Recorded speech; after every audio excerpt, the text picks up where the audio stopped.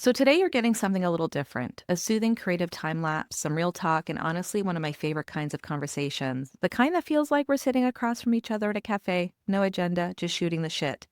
Hey, Ripple Makers, I'm Janik, founder of Ripple Effect Leadership, and welcome back to the channel. I work with entrepreneurs and teams who want to build something intentional and sustainable, whether you're quietly building something on the side, running your own business, or leading a team and wondering if your values are actually showing up in your team culture. Leadership, creativity, and strategy, that's what we do here. No face this week, just my voice and this time lapse. Some weeks the energy for camera is there, and some weeks it just isn't. I talk a lot about working with your energy instead of against it. So this week I'm taking my own advice.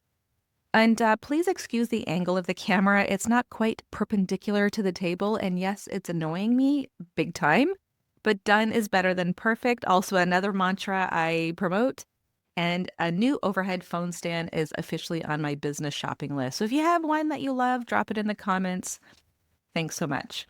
So grab your coffee or tea. I have mine right here, right beside me as I'm recording this. So let's get into it. So here's the thing about core values. A lot of people have them. They write them down, they put them on their websites, maybe they frame them on a wall somewhere, and then they never think about them again. That's not what these are for me. These values, they show up in literally everything I do, every workshop, every consulting session, every piece of content, every conversation. They're not just words, they're how I work, how I show up, and honestly, how I've built this whole thing from the ground up. And I want to talk to you about that today, not just what the values are, but why they matter and why I do this work in the first place. Ripple Effect Leadership has been evolving. When I first started, I had a very specific picture in mind of who I was helping and how. And over time, that picture has gotten bigger. The Ripple Maker community has grown in so many directions, and I've realized that the work I do, it reaches more people than I originally imagined. Some of you are still in a full-time job, quietly building something on the side, wondering if it will ever feel like the right time to take that leap. Hey, I've been there. I built Ripple slowly while working full-time, and then 3 years ago, I went all in. I know what that feels like from the inside. Some of you are already running your solo business, but feeling scattered, overwhelmed, or like you're just making it up as you go. I've been there too. And some of the systems and strategies I teach now came directly from the mistakes I made early on. I genuinely love helping people skip some of those hard lessons. And some of you are leading teams and working inside organizations, trying to figure out how to build a culture that actually reflects your values, not just talks about them. My background in the nonprofit sector, over 2 decades of it, means I've sat in a lot of those rooms. I know what it feels like when values are just wall art, and I know what it looks like when they're not.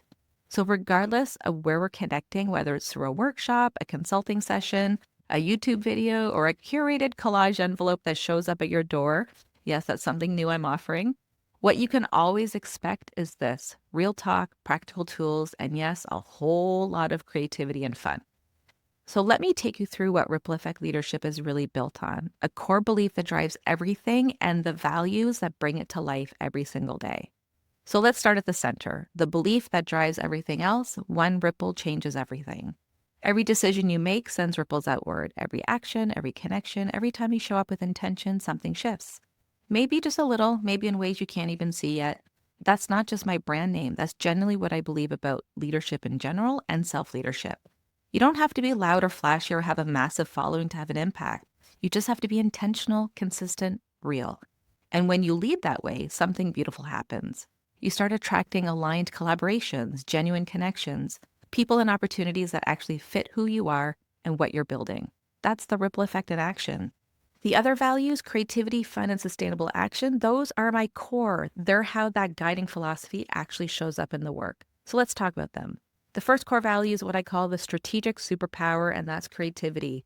I spent years watching people underestimate creativity, treat it like it's a nice to have, something you do when the real work is done, and I just fundamentally disagree with that. Creativity is how we solve problems. It's how we break patterns that aren't serving us anymore. It's how we find clarity when everything feels muddy, and in my experience, one creative conversation can move things further than a dozen meetings ever could. That's also why I talk so much about creative resets. Not as a treat, not as a reward for finishing your to-do list, although that does help sometimes. As an actual strategy, when you're overwhelmed or stuck, sometimes the most productive thing you can do is step away and make something.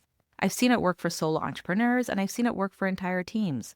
Creativity belongs in your business, full stop. The second core value is one that I think people don't expect from a leadership and strategy person, and that's fun. I call it always on the guest list because fun is never not invited in my world. And this didn't come from nowhere. When I worked in the nonprofit sector, I spent years supporting people through some of the hardest moments of their lives. We were working with people living and dying from brain tumors, heavy, heavy work. And what I learned pretty quickly was that our team needed moments to just let go, to breathe, to remember that we were human too. So one of the things I implemented was 1-minute dance parties right there in the office. We would put on a song, we'd all get out of our offices, we'd move, we'd let go, and then we'd get back to it. It sounds simple, and it was. But those moments mattered more than I can tell you. They were a release valve. They were connection. They were a reminder that even in the hardest work, there's room for joy. That's where my belief in creative self-care strategies was born, not in a workshop or a textbook, in a real workplace with real people doing real hard things.